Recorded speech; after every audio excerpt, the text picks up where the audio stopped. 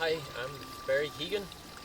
I've been spending a lot of time studying up on Native American culture, and I got roped into wigwamming completely by accident.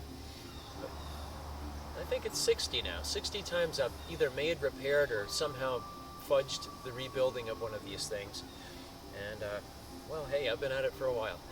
This is probably the 65th one, but I lost count quite some time. Croton Arboretum wanted me to get rid of as many of the invasive Phragmites grasses as they possibly could, and within reason we pretty much did that without having to dive and crawl through rose bushes and get torn up too bad.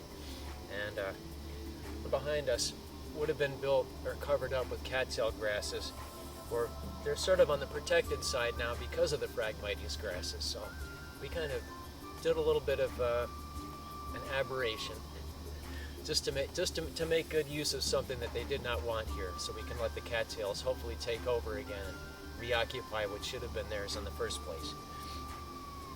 I brought in the cedar poles and the hickory poles and ash trees from way up further upstate. They're live trees, so I didn't break the 50-mile firewood law there. So I had to take live trees in order for those saplings to be able to make that really, really hard round bend to make the shelter look as good as it does. They have to be healthy live trees. These are some of the tools that we're using today with the kids' programs. They were just chipping their own little stone arrow points. You know, something like this is a project that would take years of practice to make. And it was on, I think, my 4th year of flint knapping that I made this in 1992 or 3. It's all a blur now, I can hardly remember. But I use this when we do fire by friction to make all the notches.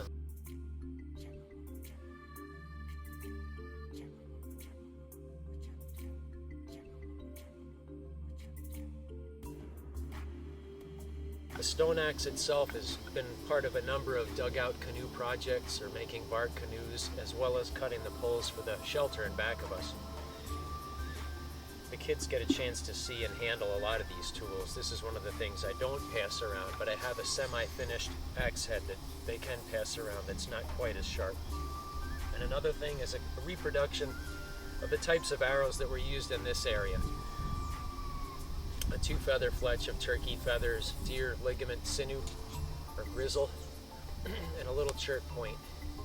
But one of the neatest things is when we were building the shelter, the Arboretum had cleared this out to be a recent garden. They had not yet really done much planting here, but isolated a few plants they wanted to keep in place. But here in the soil, looking around, we're picking up flint chips. It's like, hey, you know, I'm picking the site of this wigwam. I guess we did okay, because we found somebody else's old wigwam site. Or at least they sat here and camped it for a little while and made some points or something like that. An angled motion, your neighbors just love you after a while of doing this. Yeah, this is a winter project. When it's snowy and you're sitting around the fire and there's not much else to do, and you're irritated by your neighbor doing this, you probably grabbed your own and worked on yours too, so that everybody had a chorus of chipping. But this is stage 1, mostly just flaked. This is stage 2. I try to have things in stages of manufacture, especially when it's something that takes like a whole week to make. So this one's well done. This one's just about finished and ready to be ground into shape. Now, I'm using my grindstone right now as a fire making device, but that sandstone slab with a handful of wet sand is all I need in about 2 hours to take it to this stage here, which is a nice 60-degree angle cutting edge. If I go any sharper than 60, if I wanted to cut myself, or some really, really soft wood, I could get away with having a really, really sharp edge on this for about 5 minutes. But as soon as I get near a knot, or if I start to work wood, or if I swung the angle instead of coming straight in, like leaned it a little, it would knock a chip off of it. So that's why you really never find them any sharper than about a 60-degree angle. Other versions that look just like the Celt are these hollow channeled gouges. And the idea, so I just wait for the right moment to blow on it. It's all set to go. It's like incense. It takes a while to get it going. You can go right at it and just make your fire immediately. But sometimes it goes out because you started too early and you blew all the dust away. It's that hot red dust that makes the fire. But back up to the canoe, and I'll show you the artifacts we found on the site. bows and arrows were worked with these same tools, but smaller versions. This tool I'll use on the inside. I'm not going to go crazy as if it was a full-size canoe.